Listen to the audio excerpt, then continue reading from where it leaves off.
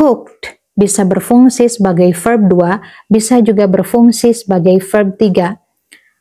Kenapa begitu? Karena kata cook perubahannya beraturan atau lebih dikenal dengan regular verb. Jadi, ketika berubah menjadi verb 2 hanya ditambahkan ed saja, cooked. Begitupun ketika berubah menjadi verb 3 hanya ditambahkan ed saja. Jadi, ketika menjadi verb 2 atau verb 3 sama-sama cooked. Pertanyaannya, kenapa sebuah verb harus berubah menjadi verb 2 atau harus berubah menjadi verb 3?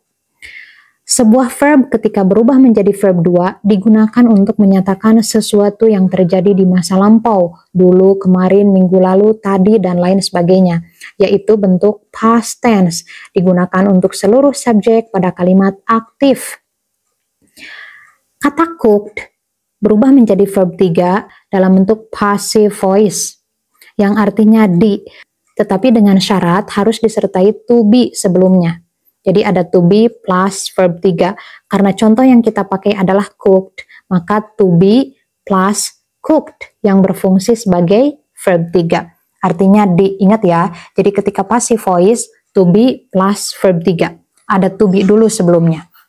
Kemudian, to be dibagi menjadi dua bagian. Ada to be present, ada to be past. To be present, amaris. Am untuk I, are untuk you, we, they, is untuk he, she, it. Sedangkan to be past ada was, ada were. Was untuk I, he, she, it. Sedangkan were itu untuk you, we, they. Kita langsung ke materi. I cooked spicy food yesterday. Aku masak makanan pedas kemarin.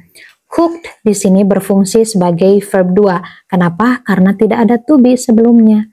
Di sini kalimat past tense karena ada yesterday yang menyatakan bahwa memasaknya di masa lampau, yaitu kemarin.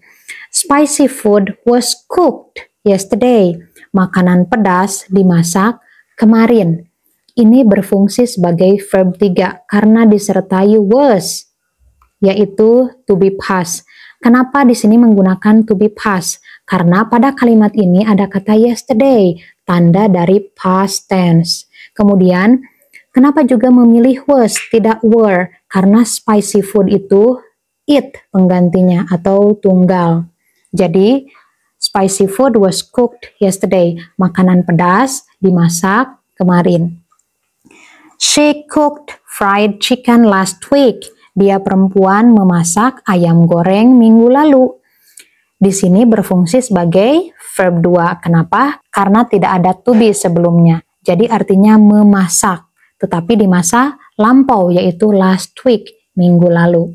Selanjutnya, 2 chickens are usually cooked for dinner. 2 ekor ayam biasanya dimasak untuk makan malam. Ini berfungsi sebagai verb berapa ya? Verb 3. Kenapa? Karena disertai dengan to be.